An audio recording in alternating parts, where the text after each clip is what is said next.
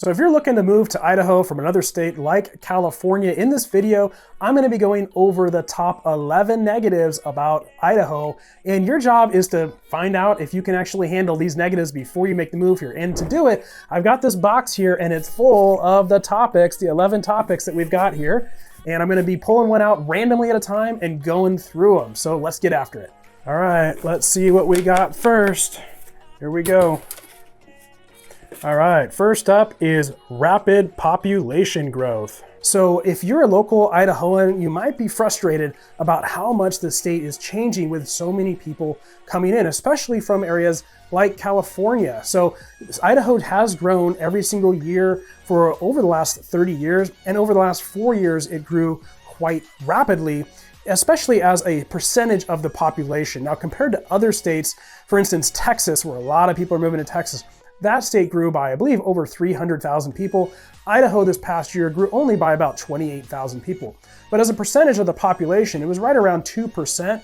So from a percentage standpoint and just the amount of people that it feels like are here, it's certainly been growing rapidly. If you're moving from an area like California, where you're used to tons and tons of people, and you're really trying to get away from it all, then maybe Southern Idaho, the Boise Treasure Valley isn't the right place for you. You may want to look at North Idaho or maybe a different state. But if you're moving to an area where you're okay with having people around you and having the different amenities that come with having more people, better services, medical system, education systems, and more options to choose from overall in your life, then it could be okay for you. All right, next up, here we go. Totally at random here. No cap on property taxes. The no cap on property taxes is going to be a little bit of a shock if you're coming from California, where California does have Prop 13 that at least limits how much property taxes can go up. Unlike California, though, Idaho doesn't actually have a property tax. It has a levy system. It's a little bit different. It's honestly a bit confusing. The legislature recently came out and made some changes to the property taxes to help alleviate the property tax burden on folks. And honestly, it was so confusing that I got a letter from my county tax assessor that said they weren't sure exactly how to interpret it and they would get back to us, essentially. So that being said, though, the property taxes right now are definitely lower than probably what you're used to paying in California. My effective tax rate is about 0.6%. You do get a homeowner's exemption, which is $125,000 off the assessed value of the home. So homes here are assessed by the county. So you buy a house, you don't report it to the county as far as what you paid. Let's just say you bought a $600,000 home. The county would assess it and say, we think it's worth $550,000. And then you would take $125,000 off that, bring you down to $425,000, and then you're taxed at that. Property taxes are going to vary throughout the valley. Your cheapest property taxes are going to be Meridian and Eagle. Essentially, Canyon County is going to be a little bit higher. It's going to be Nampa and Caldwell. I'm in Canyon County, and I effectively pay basically around $1,800 a year for my property taxes. But you don't have that for sure limit on that upside that you know what you're going to pay. But I've got a buddy in California who was just telling me the other day how he is paying somewhere around $10,000 in property taxes for a little bit smaller home. Coming in hot, here we go. Californians. This goes back to the rapid population growth, and certainly a lot of people are coming from California. You're gonna see a lot of keyboard warriors. I've talked about this in my other videos on this channel, and your Facebook groups you're probably in and looking at, of people saying, don't California my Idaho, stay out of Idaho, go back to California, you're gonna make my state super liberal, whatever it might be. And you might be dissuaded to come here because you're gonna see those kinds of comments. And again, in my opinion, they've been keyboard warriors. In fact, the last video I released, I couldn't believe how many people were blowing up my video about exactly that thing. I personally have never met anyone that has actually told me that in person. Maybe if you go to some of the smaller towns in Idaho, you're probably going to run across that a bit more. In the Boise Treasure Valley area, there are a lot of Californians here and a lot of people from other states. And what I've found is the folks that are moving here to California are moving here for very specific reasons. They're generally much more conservative. So they're really fleeing California, or basically political refugees. In fact, the only time that I've had someone tell me that I was, quote, part of the problem for helping people relocate here was a guy actually from San Diego when he found out that I was an agent and that this is what I do for a living. And he yelled at me for being part of the problem. So that was actually from a Californian telling me that, not from a local Idahoan. Now, will you ever run across someone that's upset that you're from California? I can't guarantee that you won't. Chances are pretty low. And before we hit this next topic, guys, I just want to let you know I'm a local real estate agent. I moved here from San Diego, California. I was a third generation San Diegan, but I made the move to Idaho, and I'm so glad I did. And I specialize in helping people just like you make the move here to Idaho. So if you're looking to make the move, I can help you buy a house here. I don't help with rentals, but I do help with buying a home. Contact information is on the screen. Reach out via phone, text, or email. We'll have a chat and talk more about your move. All right, here we go. Again, totally random. Here we go. We've got cold winters. We do get really cold winters here, and we get something called an inversion. An inversion is basically where the cold pocket of air gets trapped by a warm body of air up top, and it gets really cold, it gets overcast, and that can last for days or potentially weeks. I've gone through a number of them. You just kind of get used to it. Now, we did have a big snowstorm this past year. I've talked in my other videos how it's very rare to get a lot of snow. We usually only get about 1 or 2 inches at a time, maybe 3 to 6 if you get a lot of snow. But back in, I think it was 2017, there was Snowmageddon, where they got something like 24 inches in a pretty rapid period of time, and the counties just were not prepared to handle that amount of snow, and it just shut everything down for a period of a couple weeks at least. So we actually just got that a couple weeks ago when I'm recording that video. We got almost 2 feet of snow over about 4 or 5 days. And then we got an inversion layer that came in that made it super cold with below freezing temperatures. I think it hit -5 at one point. And during the days, we had highs in the teens. So it was really cold, a lot of snow, and it kind of stuck around for about a week and a half because of how cold it got. Now, frankly, I thought it was kind of fun. I don't have to drive out in it too often. I did do some showings in it, and actually that client got stuck in the snow because he was following me in a rented 4-wheel drive vehicle, but low clearance. I was in my truck. I was able to go over kind of some of these berms that we had to go through, and he followed me and got stuck, got him pushed out. But it just doesn't happen that often, but it can happen. So since we just had it, you might be set for another few years before we get a huge amount of snow like this. But generally speaking, you're definitely going to be more in the inch or 2 at a time, but it does get cold. Now, every winter is going to vary.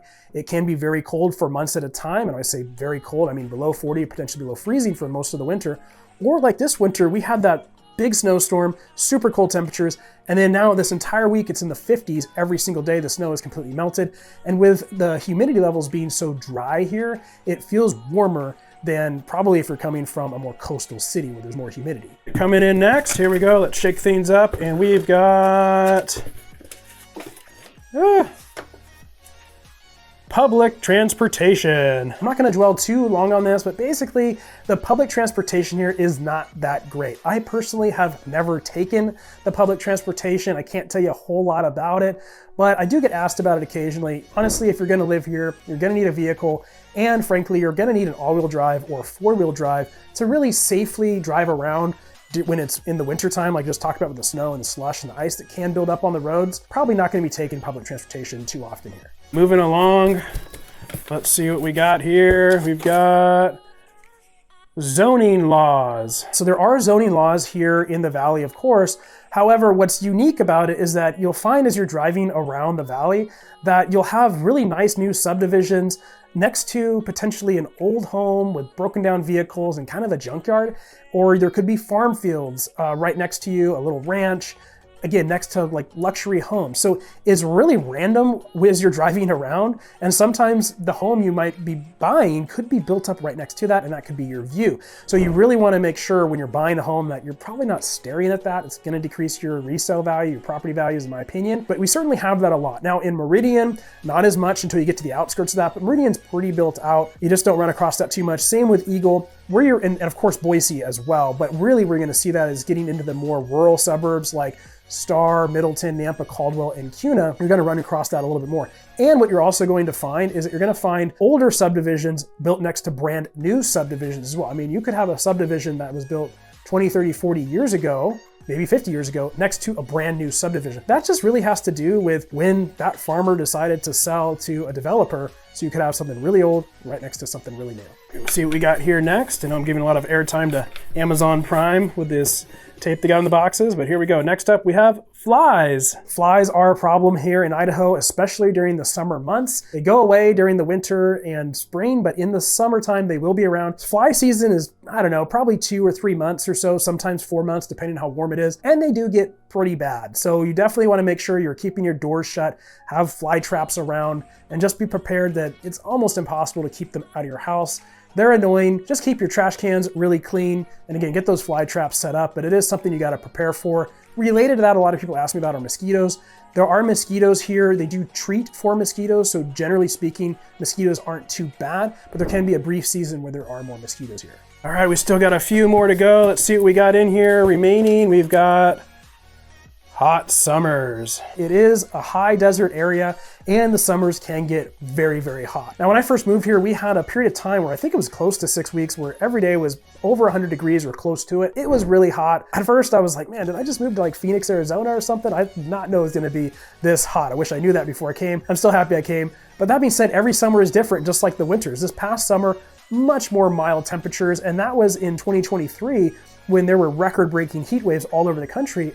But the Boise area was pretty mild. It was pretty much in the 80s, sometimes in the 90s during the day, and occasionally we just had a few days where it broke 100 degrees. Now, what I like to do when it gets that hot, I love going to the Boise River and floating on the river. In fact, there's a Boise River float where you can float down the river. It's about a 3 or 4 hour tour of floating down the river, or just going to the Boise River, putting your chair in the water and putting your feet in nice cold water. It's being fed from snowmelt, and it really is gonna cool you off. And it's nice long summer days. It doesn't get dark here until around 10 o'clock at night, maybe even a little later during the summer, so you have long days to go out and experience the summer. Coming in next, shake things up here, and we've got flat terrain. I come from Southern California, from San Diego, where the terrain is not flat at all, except if you're right on the beach or on a mesa, but there's canyons that cut through it. You have lots of mountains, and so lots of elevation changes, and so it's just a lot different here in the valley, where everything, for the most part, is relatively flat. Yes, we do have some ridges, of course, and then we get into the foothills and the mountains that are just outside of the valley that we are built up against.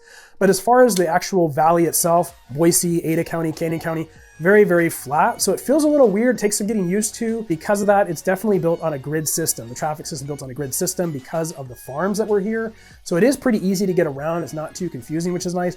And when it does snow, you're not really worried about having to go down mountainous hills and sliding off the road too much because of the curvy roads, because it's pretty flat.